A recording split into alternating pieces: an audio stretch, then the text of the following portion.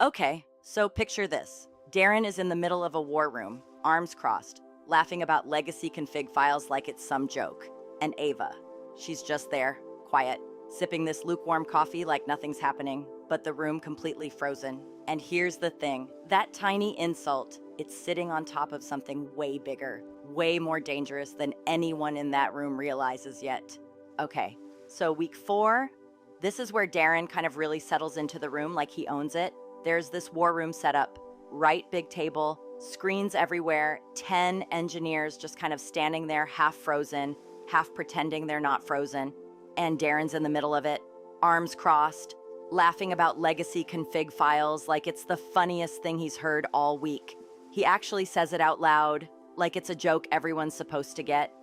And Ava, she's just there, no reaction, just sitting back with this lukewarm coffee, barely even looking up, like the whole thing is happening somewhere slightly to her left, not really landing on her at all. But the weird part is, nobody's laughing, not really. The room is just tense in that quiet way where everyone's waiting to see what matters and what doesn't. And Darren's clearly decided what matters. It's not Ava. It's not the config. It's definitely not the fact that what he's calling legacy just saved them from a $2.4 million outage. Yeah, that part gets buried fast. Because what actually happened is the CTO had almost pushed a full deployment, like one click away, broken schema logic, missing dependencies, the kind of thing that should have taken the system down for hours, maybe days. And Ava's config file this thing. Darren is now joking about quietly rerouted dependencies the team didn't even know were fragile. No drama, no alerts, screaming everywhere. It just held like it always did. But Darren doesn't really look at it that way. He just sees old system, old thinking, old baggage.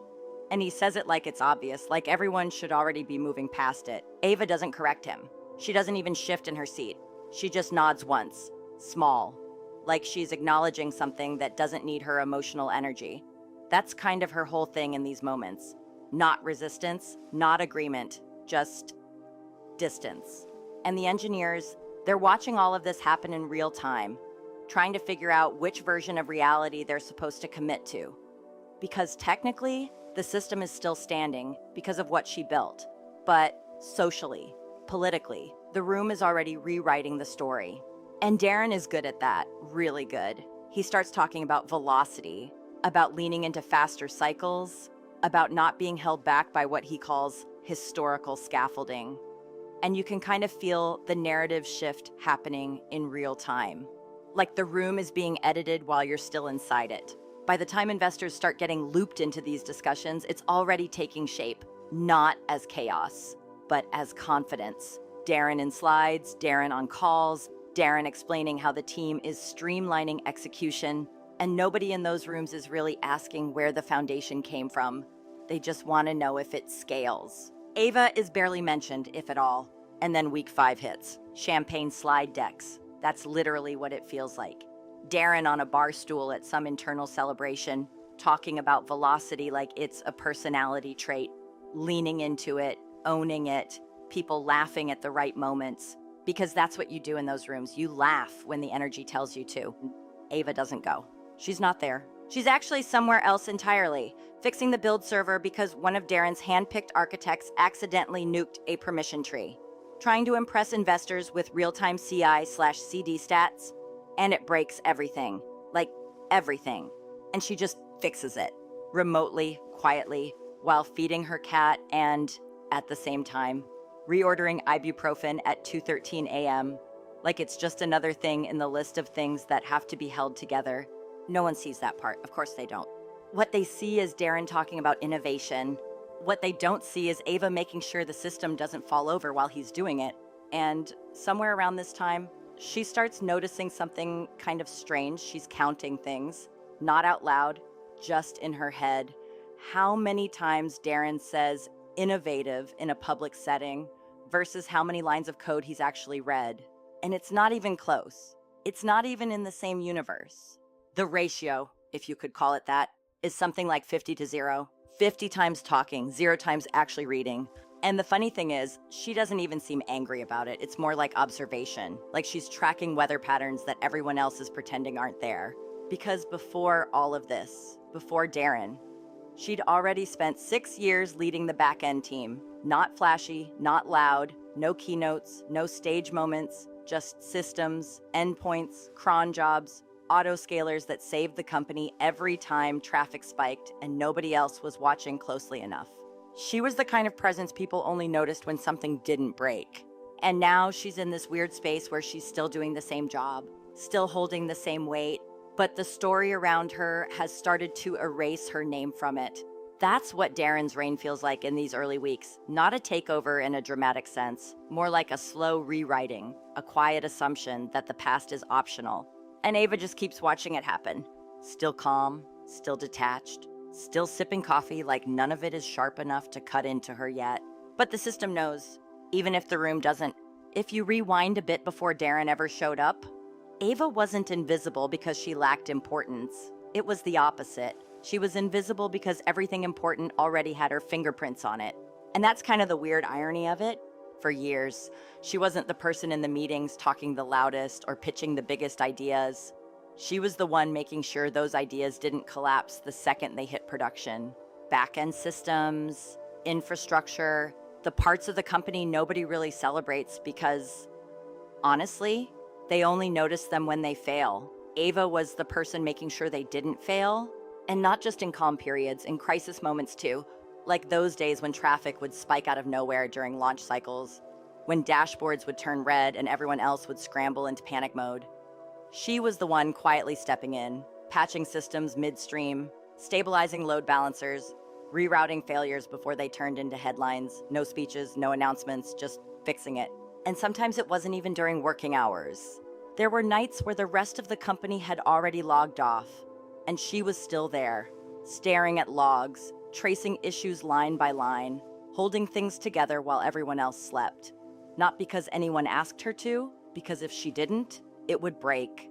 That was just the pattern. And over time, that pattern becomes expectation. People stop asking how it works, they just assume it will. That's the part nobody really thinks about when systems are stable for too long. Stability starts to look like it's automatic, like it just exists on its own. But it doesn't. It's usually someone like Ava, sitting in the background making sure reality doesn't drift off course. There were even moments where it got personal, times when she was balancing real-life pressure with system pressure at the same time, hospice visits, family stress, and still debugging Stack Overflow issues in between. Not in some dramatic, cinematic way, just quietly switching contexts because the system couldn't wait. And she never turned it into a story. That's important. She didn't build a brand around it. She didn't turn it into leadership optics. It was just work, necessary work. Meanwhile, the company kept growing. New founders, new executives, new layers of abstraction on top of the people actually keeping things alive. And then Darren enters, and Darren is different in how he occupies space.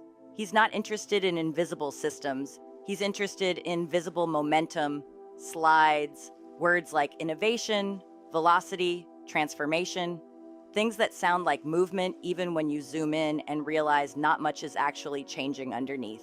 At first, it looks like leadership, at least from a distance. He speaks in meetings like he's already 10 steps ahead. He frames everything as if the company has been waiting for him to arrive and finally unlock its potential. And people listen, because confidence is loud and clarity is persuasive in rooms full of uncertainty.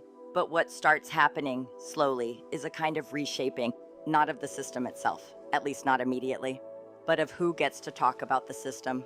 And Ava starts noticing it in small ways first. Meetings she used to be automatically included in stop appearing on her calendar. Decisions about back-end direction get discussed in rooms she's not invited to. Sign-offs happen without her input, even on things she directly built. It's subtle at first, almost deniable, the kind of thing you could explain away as scheduling changes or restructuring. But patterns don't need announcements to exist. They just repeat. And over time, Ava's presence shifts from participant to reference point. People start saying things like, we should align with Ava's earlier work, instead of actually bringing her into the conversation. Or they'll mention her system as a historical layer, something foundational but not actively engaged with. like architecture in an old building you don't really think about until something cracks. Then comes the title change, strategic systems consultant. It sounds harmless when you first hear it, even a bit elevated depending on how you want to interpret it. But in practice, it's a repositioning. No direct reports, no ownership of roadmap decisions, no real authority in execution, just input, high-level input.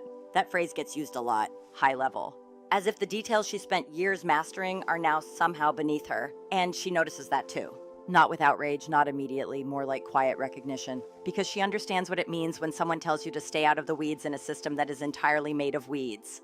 It means your hands are no longer wanted in the machine, but your name is still useful in conversations about how the machine was built. So she stays, not because she agrees with it, but because leaving doesn't stop the system from depending on what she already put in place.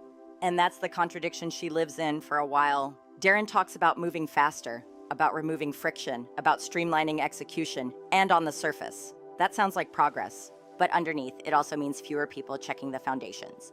Fewer people asking what happens when something breaks in a way the new structure doesn't understand yet.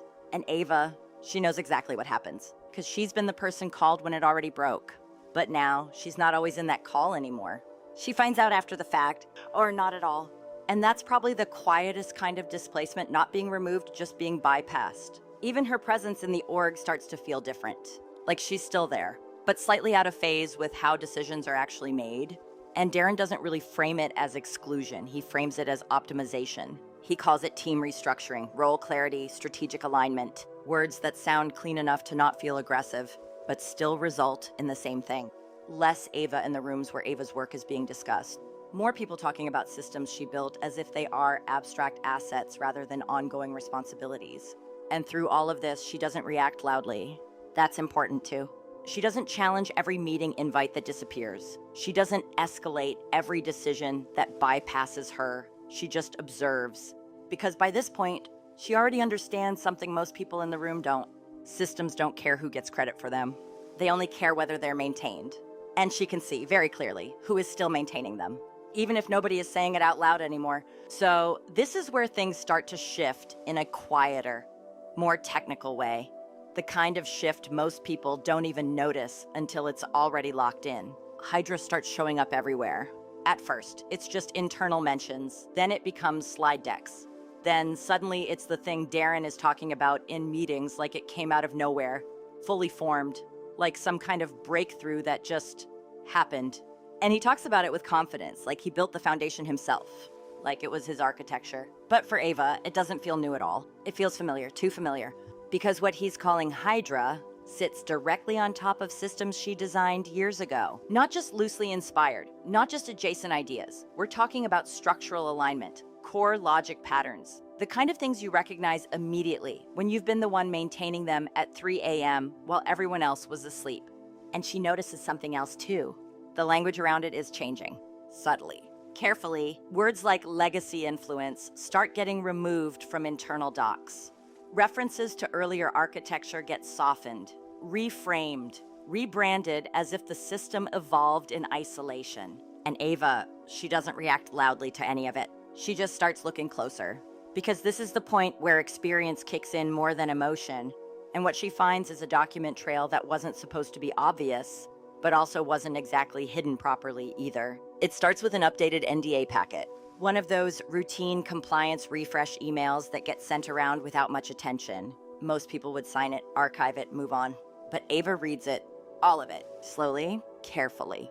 And that's where Clause 9.2b shows up. At first glance, it looks like standard legal alignment language, the kind of thing you skim past because it sounds like boilerplate about IP ownership and team contributions. But the more she reads it, the more it stops feeling generic. Because it isn't just about ownership, it's about reclassification. About how contributions to certain system-level architectures can be retroactively considered transferable intellectual property under conditions of team realignment. Which sounds harmless until you realize how broad that actually is.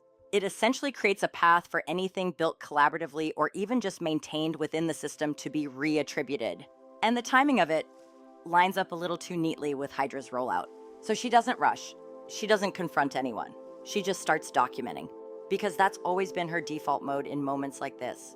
Not reaction. Collection.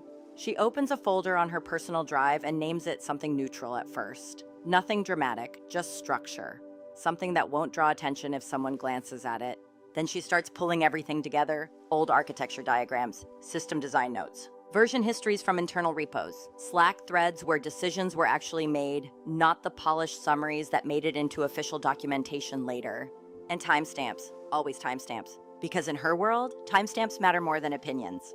They tell you who did what first and when. She starts mapping Hydra backwards, not from the product everyone is seeing now, but from the underlying patterns that existed long before it had a name. And the more she maps, the clearer it becomes that nothing here is accidental. Not the structure, not the inheritance, not even the naming conventions that still carry traces of her original systems, just slightly renamed, like someone trying to erase handwriting without actually changing the ink. At the same time, Darren is fully in presentation mode.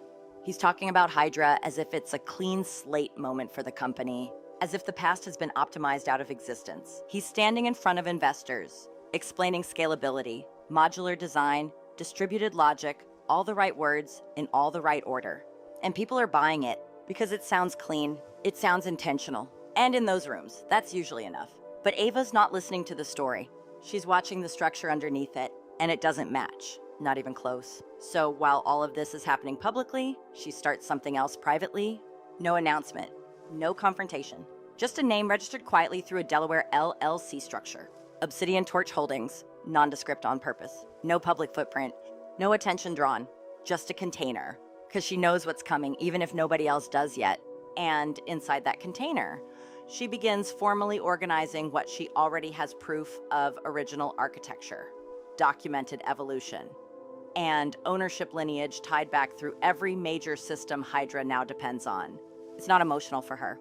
It's procedural, like closing loops that were left open too long. She keeps working through it methodically, one file at a time, one commit history after another, screenshots saved with timestamps, cross-referencing Slack discussions with deployment logs, matching public statements against internal records. It's slow, deliberate, almost calm enough to feel detached. And that's the part people usually misunderstand about moments like this. There's no panic, no sudden realization. It's just clarity building over time, like watching something resolve itself into shape that was always there, just not fully visible yet. And throughout all of it, she never interrupts Darren publicly, never challenges him in meetings, because she doesn't need to. She's not reacting to the narrative anymore. She's building the record beneath it. And every piece she collects makes one thing more obvious. Hydra didn't appear. It was assembled. And she knows exactly who assembled the foundation it's standing on, even if, for now, the room still chooses not to see it. So at some point, this stops being just Ava quietly collecting evidence on her own, because the volume of it starts to become something you can't really hold in one person's head anymore. That's when Stephanie comes in, and the tone changes immediately, not in a dramatic way, more like structure gets added to something that was previously just careful observation. They don't start with accusations, not even close. They start with alignment. What do we actually have? What can be proven? What holds under scrutiny if someone tries to push back? And Ava lays it out, piece by piece. The schema overlap first. That's the cleanest entry point.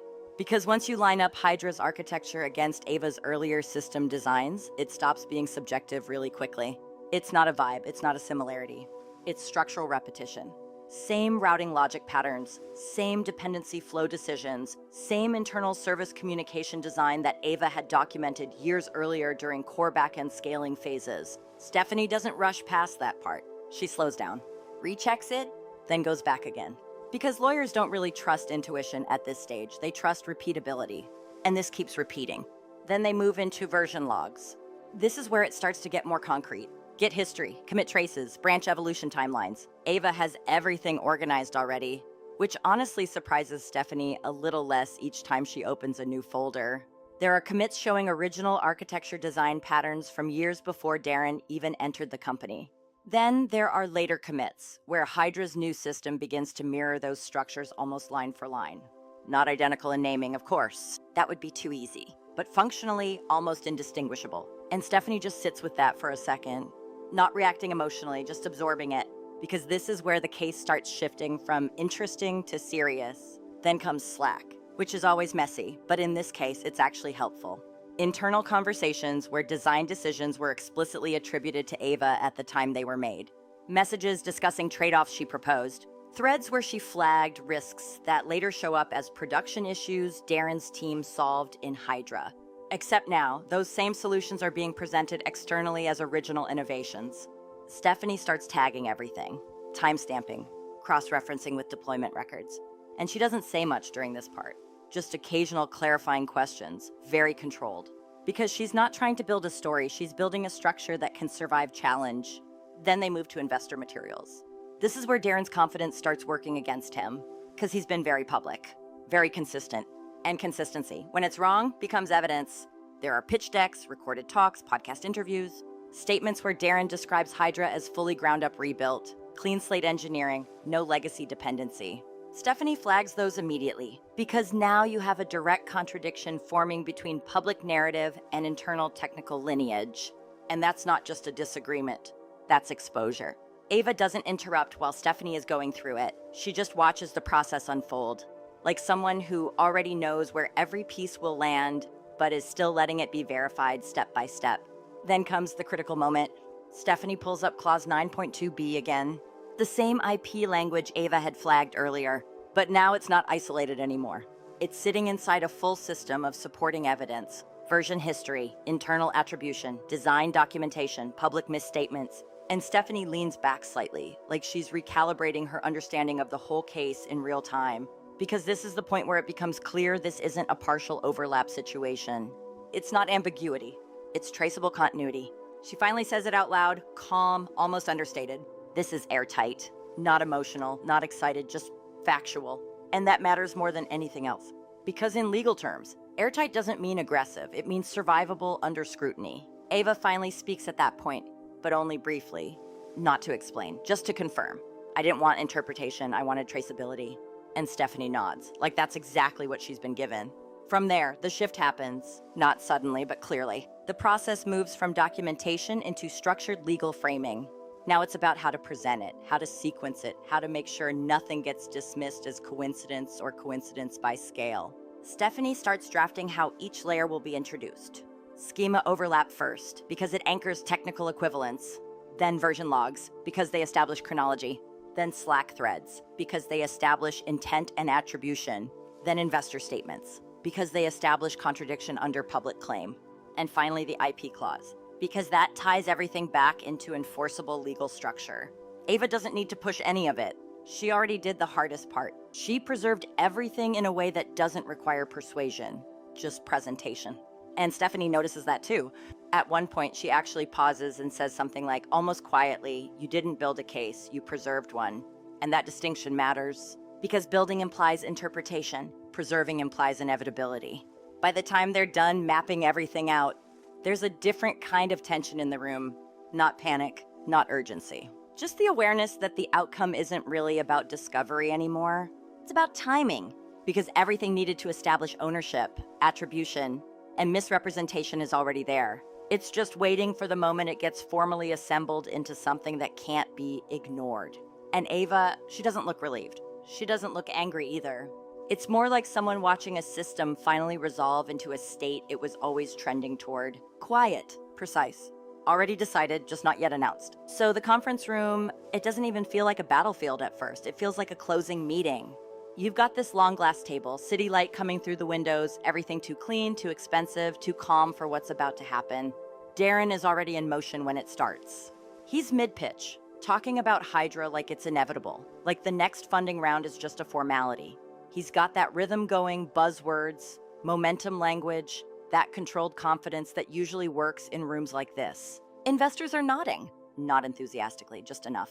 The kind of nodding that means they're still deciding how real the story is. Ava is already in the room, but not in the way Darren is. She's at the far side, quiet still, no performance at all, just presence. Stephanie is beside her, and that already changes the temperature of the room, even before anything is said.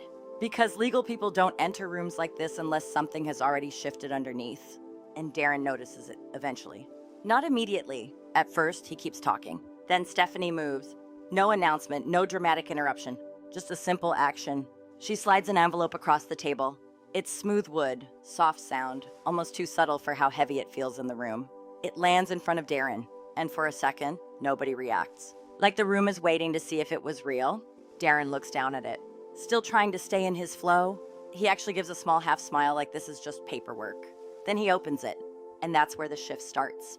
Because the first thing he sees is his own signature. Not metaphorically, not interpreted, literally. Signed clause, EP language, 9.2b. And his expression changes just slightly at first, like his brain is still trying to categorize what it's looking at.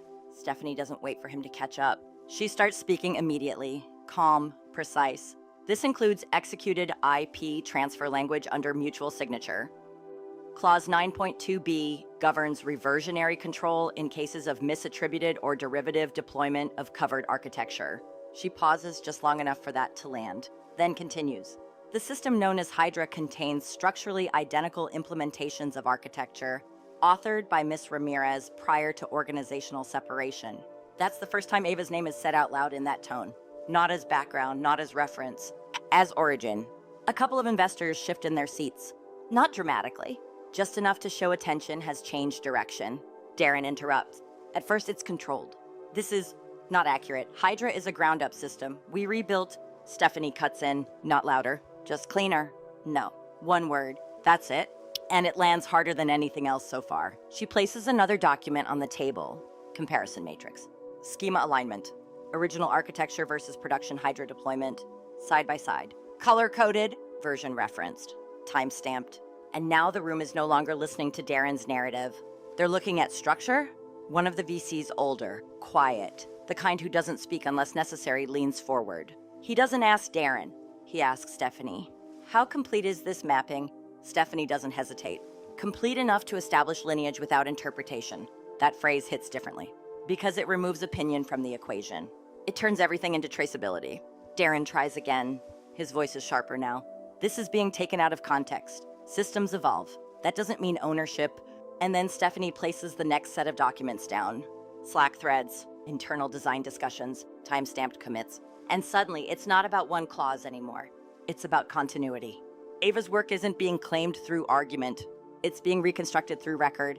One of the investors flips through pages slowly. Too slowly, because once you start reading it properly, you can't really unsee it. You see Ava mentioned in decision points. You see her design approvals. You see her warnings about exactly the type of system behavior Hydra is now being praised for solving. And the silence in the room starts to stretch. Not awkward. Heavy. Then Stephanie brings out the next layer. Investor materials. Public statements. Quotes from Darren. We built this from scratch. No legacy dependency. Full ground-up rebuild. She doesn't comment on them. She just lets them sit next to internal evidence. And that's when the contradiction becomes visible. Not argued. Visible. Darren's tone changes again. Less confident now. More defensive. This is mischaracterizing intent. We didn't claim exclusion of prior influence. Stephanie finally turns slightly toward him. Not aggressive. Just precise. You did. And she slides the final document forward. Clause 9.2b. Highlighted. Clean. Unavoidable. This clause was executed under your authority. It explicitly defines reversionary ownership conditions for derivative deployment of covered architecture. She pauses, then adds, quieter. And it applies. That's when the room changes, not emotionally. Structurally, because investors are no longer looking at Darren's pitch. They're looking at risk exposure. One of them finally speaks, slowly. Are you saying the core system reverts? Stephanie answers immediately. Yes, under defined conditions already met by documented usage. Darren stands slightly now, not fully. Like his body is trying to exit before his role in the room allows it. This is insane. She didn't build Hydra. She wasn't involved in... And then Ava speaks for the first time. Not loud, not emotional, just clear. I built the foundation. That's it. No expansion. No defense. Just a statement of fact that doesn't need reinforcement. And somehow that lands harder than everything else combined. Because now the investors are no longer comparing arguments. They're comparing records, and records don't argue back. They just exist. The lead VC looks down again at the schema mapping. Long pause. Then another page. Then another. You can almost see the calculation happening in real time. Risk. Valuation. Dependency exposure. Then he looks up. Not at Darren. At Ava. And that shift, that's the real moment everything changes. Because now she is no longer being evaluated as an employee or former engineer. She is being recognized as origin infrastructure. The foundation under the entire system they're trying to finance. Darren realizes it a second later. You can see it in how he stops speaking mid-sentence. Like his words just lose somewhere to land. Stephanie closes the packet gently. No flourish, no emphasis, just done. And the silence that follows isn't empty. It's structural, because everyone in the room now understands the same thing at the same time. The product they came to fund is not independent of her. It never was. And that realization doesn't explode. It settles, like weight, like consequence. After that meeting, things don't really explode the way people expect. There's no shouting in hallways, no dramatic exits, no public collapse. It's quieter than that, almost procedural. Because once everything is laid out on the table, once the documents are seen and the structure underneath is understood, the room doesn't have much left to argue with. It just has to decide what to do with it. And that's where the shift happens. Not in one moment, but in a series of smaller decisions that all point in the same direction. The investors step back first, not emotionally, strategically. They pause the momentum, no wire transfer, no Series B closing, just a freeze. A kind of controlled suspension while everything gets reassessed under a new light. And suddenly the energy that was supposed to carry the company forward just stops moving. Then comes the negotiation phase, which honestly feels less like negotiation and more like recalibration. Ava doesn't push loudly during any of it. She doesn't need to. Her position is already defined by what's been documented. What she does instead is very specific. She outlines terms cleanly, without emotional framing. No personal language, no escalation, just structure. Equity recognition tied to contribution history, attribution for core architecture, control boundaries around system oversight, and removal of misattributed ownership claims going forward. Stephanie handles the legal framing, but Ava is there for every review pass, reading, adjusting, confirming, not reacting, just making sure the final shape of things matches what the record already proves. Darren, on the other hand, is no longer operating in the same way. He doesn't argue like before, not in the same confident rhythm. It's more fractured now.